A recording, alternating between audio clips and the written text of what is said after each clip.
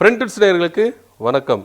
Cinema தயாரிப்பாளர் ஆகாஷ் பாஸ்கரன் அவங்க வீட்டில் வந்து பார்த்தீங்கன்னா அமலாக்கத்துறை சோதனை நடத்துது அப்படின்னு சொல்லிட்டு ரொம்ப பரபரப்பாக நடந்தது. அவர் அப்ஸ்காண்ட் ஆயிட்டாரு அப்படி இப்படின்னு சொல்லிட்டு சினிமா வட்டாரங்களில் ரொம்ப பரபரப்பாக பேசுது. அரசியல் வட்டாரங்களில் பேசப்பட்டதை விட சினிமா வட்டாரங்களில் பேசப்பட்டது அதிகமாக ஆயிடுச்சு. ஆகாஷ் பாஸ்கரன் 3 படத்தை வந்து என்ன பண்றாரு, தயாரிக்கிறாரு. இட்லி கடை, அதே போல பராசக்தி, அதே போல சிம்புவோட 49வது படம். இந்த 3 படத்துக்கும் வந்து பார்த்தீங்கன்னா ஆகாஷ் தான் வந்து என்ன பண்ணிருக்காரு, தயாரிப்பாளர் இருக்காரு. இதை வந்து பாத்தீங்கன்னா தனுஷுக்கா இருந்தாலும் சரி, சிம்புக்கா இருந்தாலும் சரி, சிவகார்த்திகேயனுக்கு 3 பேருக்கு வந்து சம்பள தொகையா வந்து என்ன பண்ணிருக்காரு, பல கோடிகளை வந்து என்ன பண்ணாரு கொடுத்திருக்கிறாரு அப்படின்னு சொல்லிட்டு அவங்கள விசாரணை வலயத்துக்குள்ள, அந்த இடி விசாரணத்துக்குள்ள வருவாங்க அப்படின்ற பொருள் பேசப்பட்டது. அது மாத்திரம் இல்லாம அப்ப இட்லி கடை படமும் அதே போல பராசக்தி படமும் கைவிடப்படும் அப்படின்ற ஒரு ரேஞ்சில் ரொம்ப பரபரப்பா பேசப்பட்டது. அரசியல்ல இது ஒரு காழ்ப்புணர்ச்சியா நடந்து அங்க ஒரு பரபரப்பு சூழ்நிலை ஏற்படுத்தினாலும் இதை சினிமாக்குள்ளேயே என்ன பண்ணாங்க, சம்பந்தப்படுத்தி ரொம்ப பரபரப்பா பேசப்பட்டது. சோ இந்த வகையில் வந்து பாத்தீங்கன்னா பராசக்தி படம் அவ்வளவுதான் நின்னுடும். ஏன்னா இந்த பராசக்தி படம் திராவிட கொள்கைகளை முன்வைத்து எடுக்க வேண்டியதா இருக்குது.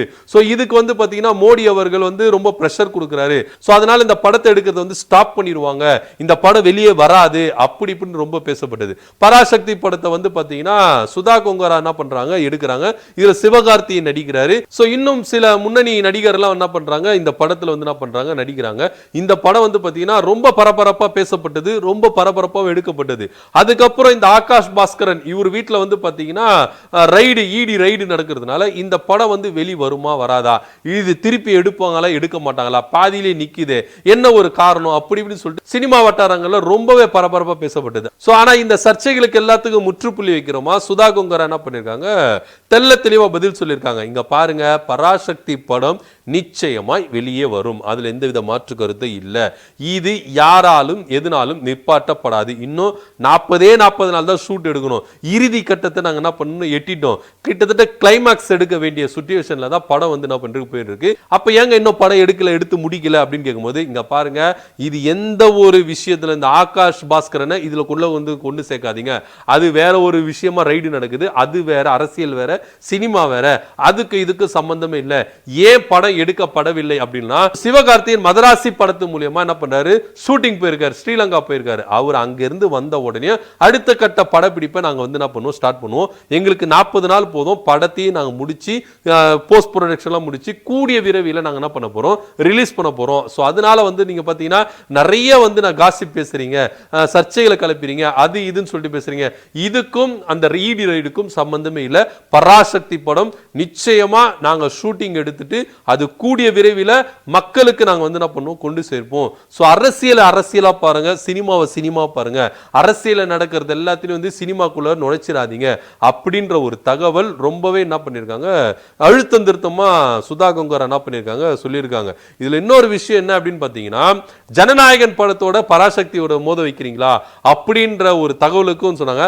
அது நாங்க சொல்லவே இல்லைங்க, எங்களுக்கு அந்த ஐடியாவே இல்ல. ஜனநாயகன் படத்தோட பராசக்தி படத்தை வந்து நாங்க வந்து என்ன பண்ண போறோம், நாங்க ஒன்னா ரிலீஸ் பண்ண போறது இல்லை அப்படின்னு. ஏன் அப்படின்னு பாத்தீங்கன்னா, ஜனநாயகன் படம்ன்றது வந்து பாத்தீங்கன்னா விஜய் வந்து அரசியல் பேசுற படம்.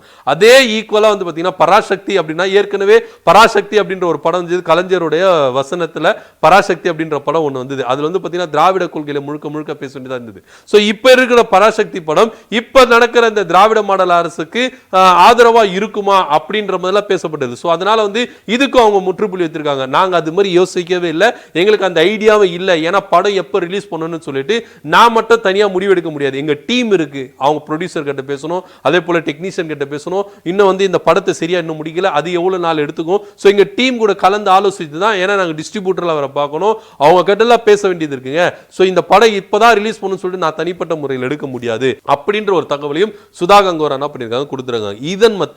இதன் மத்தியில ஆகாஷ் பாஸ்கரன் சிவகார்த்திகேயனுக்கு சம்பள தொகையா இதை கொடுத்திருக்கிறாரு அப்படின்ற ஒரு தகவலும் அரசல் பரசலா பரவி இருக்கு. என்ன விஷயம் பாத்தீங்கன்னா, இதுக்கு இந்த படத்துக்காக, பராசக்தி படத்துக்காக சிவகார்த்திகேயனுக்கு பேசப்பட்ட சம்பள தொகை எவ்வளவு அப்படின்னு பாத்தீங்கன்னா 70 கோடி ரூபாய். சோ இந்த 70 கோடி ரூபாய்க்கு பதிலா ஈசிஆர்ல இருக்கிற சிவகார்த்திகேயன் வீடை முற்றிலுமா இடித்து விட்டு அந்த 70 கோடி ரூபாய்க்கு நாங்க வீடு கட்டி தரோம் அப்படின்றத ஆகாஷ் பாஸ்கரன் என்ன பண்ணிருக்காரு, சிவகார்த்திகேயன் சிவகார்த்திகேயனுக்கு ஒப்புதல் போட்டிருக்கதாக தகவலும் ரொம்ப பரவலா பரவி இருக்கு. ஸோ இதுக்கு வந்து சிவகார்த்திகேயன் ஓகேங்க, எனக்கு ஒன்றும் பிரச்சனை இல்லை, நீங்க கேஷா கொடுத்தா எனக்கு பிரச்சனை வரும், நீங்க இது மாதிரி வீடா கன்ஸ்ட்ரக்ஷனா கட்டி கொடுத்துருங்க, எனக்கு பிரச்சனை இல்லை அப்படின்னு அவரும் ஒப்பந்தம் போட்டு தான் தகவல் வந்திருக்கு. ஸோ பராசக்தி படம் எப்போ ஈடி வந்து ஆகாஷ் வீட்டில் வந்து ரைடு நடத்தினாங்களோ அதுல இருந்து பாத்தீங்கன்னா அவர் தயாரிக்கிற படங்கள் எல்லாத்துலயுமே வந்து பாத்தீங்கன்னா ஒரு சர்ச்சைகளை கிளப்பிட்டு தான் இருக்கு. ஸோ இப்போ பராசக்தி படம் வெளியே வருமா வராதா, இந்த ஷூட்டிங் அப்படியே பாதியிலே விட்டுடுவாங்களா, இது எடுத்து நடத்த மாட்டாங்களா அப்படின்ற ஒரு சர்ச்சைகளும் வந்து கிளம்பிது. இதுக்கும் சுதா கங்கரா என்ன பண்ணிருக்காங்க, முற்றுப்புள்ளி வச்சிருக்காங்க. ஸோ அரசியலா பாருங்க, சினிமா பாருங்க அப்படின்றதான் எல்லாருமே அரசியல சினிமால நுழைக்க கூடாது அப்படின்றதான் எல்லாருடைய கருத்தா இருக்கு. ஆகாஷ் பாஸ்கரன் வீட்டுல ஈடி ரைடு நடத்தினால பராசக்தி படம் வெளியே வராது அப்படின்னு நினைத்த ஒரு மத்தியில பராசக்தி படம் மீண்டுமா வெளியே வரும், மக்கள் மத்தியில் அது வரவேற்பு பெறும் அப்படின்னு சொல்லிட்டு சுதா கங்கரா சொல்லியிருக்காங்க. இதை பத்தி உங்க கருத்து என்ன அப்படின்றத கீழே கமெண்ட் பண்ணுங்க. நன்றி, வணக்கம்.